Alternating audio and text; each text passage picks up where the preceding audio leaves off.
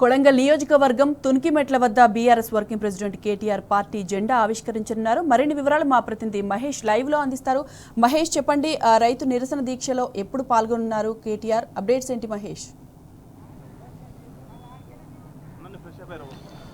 సాయి మాధవి ఈరోజు BRS working president KTR CM సొంత నియోజకవర్గం కొడంగల్లో పర్యటించారు. ఈ నేపథ్యంలో హైదరాబాద్ ఉదయం తన నివాసం నుంచి 10 గంటల 30 నిమిషాలకు అక్కడి నుంచి బయలుదేరుతారు. నేరుగా అటు పరిగి మాజీ ఎమ్మెల్యే మహేశ్వర్ రెడ్డి ఇంటికి వెళ్ళి అక్కడ లంచ్ అనంతరము కొడంగల్ నియోజకవర్గంలోని తునికిమెట్ల ఇక్కడికి చేరుకుంటారు. ఇక్కడ పార్టీ జెండా ఆవిష్కరిస్తారు. ఇక్కడ దీనికి సంబంధించి ఇప్పటికే బీఆర్ఎస్ సంబంధించి నాయకులు పెద్ద ఎత్తున కూడా ఏర్పాటు చేశారు. అటు మాజీ ఎమ్మెల్యే పట్నం నరేందర్ రెడ్డి ఆధ్వర్యంలో కూడా భారీగా ఏర్పాటు చేశారు. ఈరోజు అటు దీని అనంతరం ఇక్కడ నుంచి అటు లగచల్ల కావచ్చు, రోడ్డుబండ తంట, అటు ఈ రైతులకు సంబంధించి గిరిజన రైతులను వారిని పరామర్శించారు. ఇటీవలే గిరిజన రైతులకు సంబంధించి బీఆర్ఎస్ పార్టీ వారికి అండగా నిలిచింది. వారికి ఎంతో మనోధైర్యం కూడా కల్పించిన పరిస్థితి కనిపించింది. ఈ నేపథ్యంలోనే ఆడ రైతులు కూడా వర్కింగ్ ప్రెసిడెంట్ కేటీఆర్కి ఘన స్వాగతం పలుకుతారు. వారిని కూడా పరామర్శిస్తారు. ఇప్పటికే ఇటు కోస్గిలో బహిరంగ సభకు సంబంధించి అన్ని ఏర్పాట్లు అయితే పూర్తయిన పరిస్థితి కనిపిస్తుంది. మొత్తం కొడంగల్ నియోజకవర్గం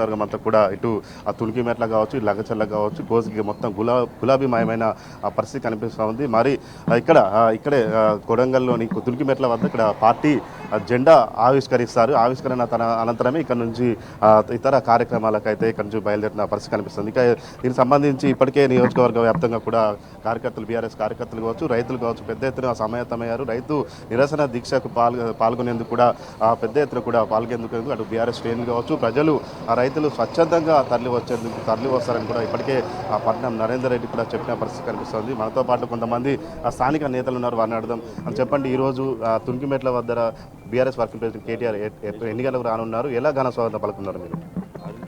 ఈరోజు తునికిమెట్ల అనేది కోడంగల్ నియోజకవర్గానికి కడపల ముద్దలాక ఈ ఊరు నుంచి ఇంటి నుంచే తునికిమెట్ల ఇంటి నుంచే నియోజకవర్గానికి ప్రతి ఒక్క లీడర్ అయినా ఎవరైనా అనుగుణంగా వస్తారు.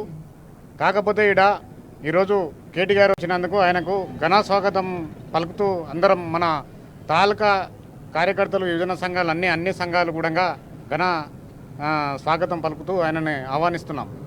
ఈరోజు మాకు ఒక కొండంత ధైర్యం కేటీఆర్ గారు మన నియోజకవర్గానికి వస్తే ఇక్కడ ఉన్న స్థానికంగా ఉన్న ఎమ్మెల్యే గెలిచి ముఖ్యమంత్రిగా పదవి అనుభవిస్తున్న రేవంత్ రెడ్డి గారు అన్ని రంగాల్లో విఫలమై ముఖ్యంగా వ్యవసాయ రంగాన్ని పూర్తిగా రైతు బంధు రాక ఏది లేక చాలా రైతాంగం ఎదురు చూస్తున్నారు రైతు బంధు కోసం. ఇప్పుడు ఇది రుణమాఫీ కూడా చాలా మట్టుకు జరగలేదు. 30% కూడా రుణమాఫీ కూడా జరగలేదు. అన్ని వర్గాలు కూడా ఎదురు చూస్తున్నాయి. అందుకోసం కేటీఆర్ రాక కోసం ఎదురు చూస్తున్నాం. ఘన స్వాగతం పలికి ఆయనని పూలతోడు జల్లుకుంటూ నియోజకవర్గానికి ఎంట్రీ చేద్దామని పెద్ద ఎత్తున భారీ ఏర్పాట్లు చేసి సమకూర్చుకున్నాం. జనవరి 26న సీఎం రేవంత్ రెడ్డి సొంత నియోజకవర్గాన్ని 4 పథకాలు ప్రారంభించారు. అవి అమలవుతున్నాయా? ఆయన 26 జనవరి రోజు మా నియోజకవర్గానికి వచ్చి పెద్ద మీటింగ్ ఏర్పాటు చేసి 4 పథకాలు అమలు చేస్తాయని చెప్తే మేము కరంగా అమలు చేస్తారని మేము భ్రమలో పడ్డాం. కానీ ఏ ఒక్కటి కూడా ఇప్పటి వరకు అమలు కాలేదు. అది ఏది రైతు బంధు అనేది సగం ఎకరా 4 గుంటలు 3 గుంటలు ఉండోళ్లకు వాళ్ళకు పడ్డాయి. అది కూడా 100% లేదు, అది కూడా 30% ఎవరికో ఒకరికి పడ్డాయి.